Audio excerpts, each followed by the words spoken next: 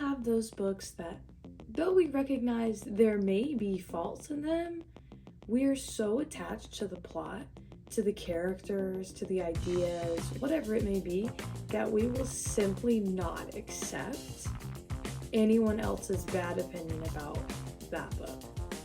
Welcome to my books that I will irrationally maybe take absolutely not one single ounce of criticism on.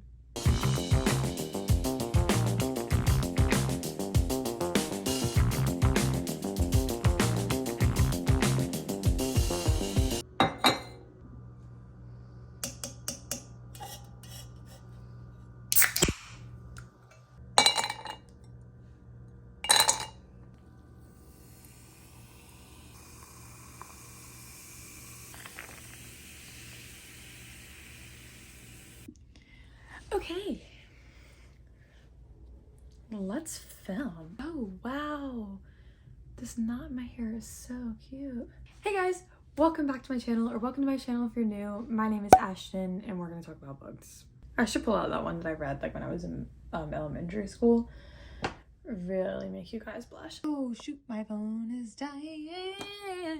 That's fine though. So the first book on my list of books that I will take no criticism on is The Outsiders by S.E. Hinton. This is my first copy. It is absolutely disgusting. This is like my first ever favorite book, and then I also have the Platinum edition as well. This book follows a young boy named Ponyboy. I think he's like 14 or 15, and he's in this gang called the Gracers, and then there's this rival gang called the Socs. Yes, that is their name. And yes, his name is Ponyboy. They, they fight or whatever. I want to say that this is like the 1950s maybe. And then of course one night somebody takes something a little too far in this gang war, and then someone dies, and then it's chaos from then. My favorite thing about this book though is that it has like a group of boys who, I mean the gang, like the Greasers, this group of boys who have like found family within one another, because there's anything from like no family to abusive family to whatever, and I just love them so much. There's a lot of just like drama and trauma, and each of the boys has like their own backstory and their own arc and their own issues, and I love it and I love it and I love it. This is like young adult, maybe coming of age story. This is not like an adult romance or anything like that. There really isn't like any romance in here. It's just like boyhood and friendship and brotherhood, and it's really, really good. The writing is also super easy to follow, and the book is really short. So if you're new to reading and maybe you want to take a break from romance, or maybe romance isn't your thing, maybe check out The Outsiders. I know a lot of people have read it for school as a classic, but I swear this book is so good. There's also a movie with Patrick Swayze and Tom Cruise in it, if you would like to go check that out. So the next book I will take not one single ounce of criticism on is Second Chance Summer by Morgan Matson. I don't want to hear a single thing. I know the cover is cheesy. I know the title is cheesy. I don't care. No criticism here.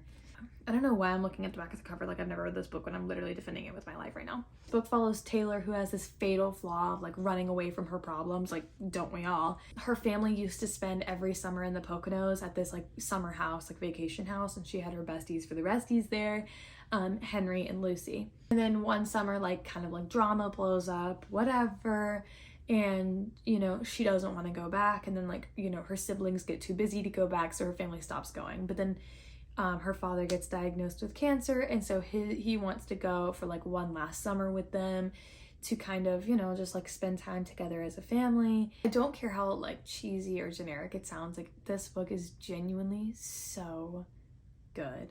And I cry every time I read it. I literally reread this book all the time, and I still think it is so good. Like, yeah, maybe some of the things are childish, like maybe some of it's not realistic. I don't care. No criticism. This book is amazing. The themes of like family and forgiveness and friendship and growth, like it's just so good. This book is so good. I kind of recommend everything by Morgan Matson. She's one of my favorite authors. This is like a YA book. She writes a lot of YA books, and I love them, love them, love them. She has a real knack for you know, having a plot that is steady and going, and then also adding in romance into there. She also has a real knack for just like adding quirky, fun, new, interesting, fresh things in here. So like, even though this plot maybe like sounds like something that maybe you've heard before, or has elements of things that you've heard before, there's always like random quirky details that you just are like, well, how did she even come up with that? Love this book, love Morgan Matson. You should definitely go read that. Book Lovers by Emily Henry.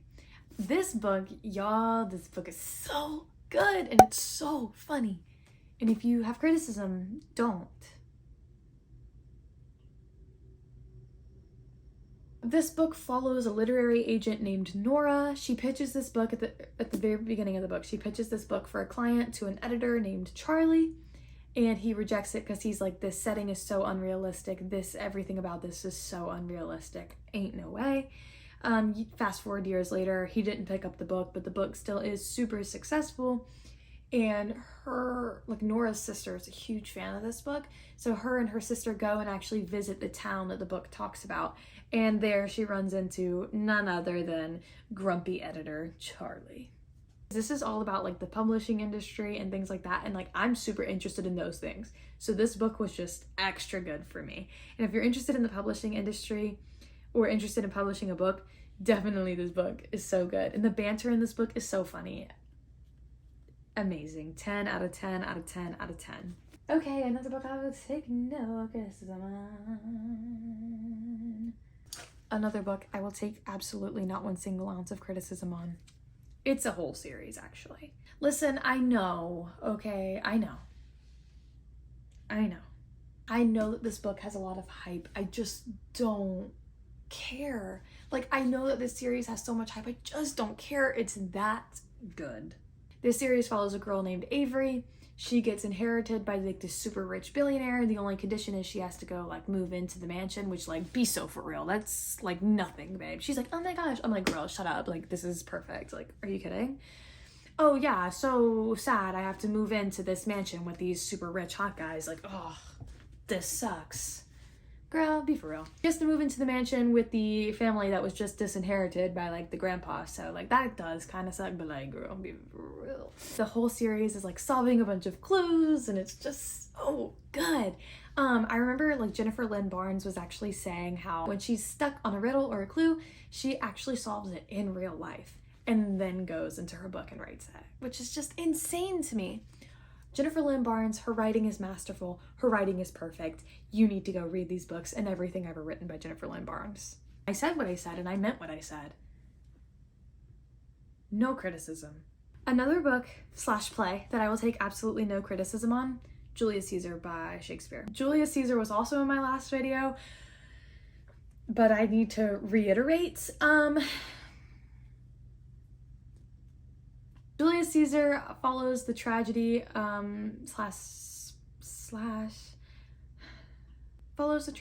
assassination of the titular character Julius Caesar. He dies in this play. It follows specifically like Brutus, who is Julius's like bestie, and him, you know, kind of like deciding if he's gonna kill Julius Caesar or if he's not gonna kill Julius Caesar, because Cassius, I think his name is Cassius, basically kind of convinces him that Julius Caesar will be this like blood-hungry, you know, ruler, and he's just going to be like a really bad, you know, overpowered ruler, and that they need to eliminate the threat. And Brutus is faced with this decision of like, does he love his country or does he love Julius more? And it's just so good. Oh my gosh. I know I also said this in my last video, but if you are going to read this play, I highly suggest the Folger Shakespeare Library Edition. So it tells you a brief synopsis of what's going to happen in the scene, so that way you can kind of follow along with the plot, even if you don't understand the language. And then it will give you brief descriptions or definitions for words that you may not understand or references that you may not understand. So, yes, stunning. The Raven Boys by Maggie Stiefvater. I read this book way back when like BookTube was like old school BookTube, was like read by Zoe. This book follows a girl named Blue. She lives in a house full of like clairvoyance. There's a lot of feminine energy in this, and I love. Her power though is to kind of like be a battery for other people's powers. And she has this like prophecy spoken over her where she will kill her one true love, or like her one true love will die, like not that she's gonna stab him or anything. It's basically that she will cause her one true love to die. Anyway, a whole different thing going on. So there's this group of boys who go to this like super rich, like cool academy, and those are the Raven boys naturally, and they're kind of led by Gansey, which is the guy, and he is on this quest, and I can't say more than that because I will low-key spoil the series, but he is on this quest to find the Raven King, and they kind of like enlist Blue's help, and it's just like super cool. It's like paranormal, has some magic in it, but it's super cool, and it's about like friendship and again boyhood, brotherhood. I love. We're seeing a pattern here. The next book that I will take not one single ounce of criticism on is The Cousins by Karen M. McManus. This book follows three cousins. Basically, their families have been kind of estranged from their super rich grandma who like owns this private island. And one day they get this invitation to go to the island, and all of their parents are like, heck yes, like do it. Like we've been estranged, like this could really change things for us. Like, let's go. So they do it because there's kind of no choice to not go, and they kind of meet each other for the first time, the cousins do, and it's just like rich, like New England, mystery, murder, amazing. It's so good. It's like The Summer I Turned Pretty but Dark maybe, or like The Last Great American Dynasty if it was a book. It's really good. I know I like breezed through that description, but I was just like ready to tell you guys. And then last but not least is Dead Poet Society. I forget who the author is, but this story in general is just moving enough that I had to include it on the list. It's like a book inspired from the movie. So the movie came first. Low-key recommend the movie more than the book, but I felt like the story was important enough that I had to put it on the list. Also because it's in the same vein as like The Outsiders and The Raven Boys, like again, a story of brotherhood, friendship, boyhood, just totally good. It's the story kind of how this poetry teacher affects the lives of all of these boys in his classroom, and it's just really moving. It's really good. I know I said it was really good, but I don't want to say anything and then like spoil it, so I won't. But it's a really good movie with Robin Williams in it, so if you're not a reader type, or maybe you're like, I don't really know about reading it, it's really short, but I haven't been able to find it a lot of places, then go watch the movie, because I just think like the themes of the movie are so good and inspiring and moving, and really tell a tale about poetry and how teachers affect their students and how they can be a part of their students' lives, how students affect other students' lives, boyhood, brotherhood, bond, friendship, etc. Anyway, those are my lists. That is my list of books that I will take absolutely not one single ounce of criticism on, and you should go read them. If you like this video, make sure to like and subscribe, and comment down below your favorites or books that maybe you won't take criticism on. Once more, I wanted to say I am on Instagram at AshtonByBooks, and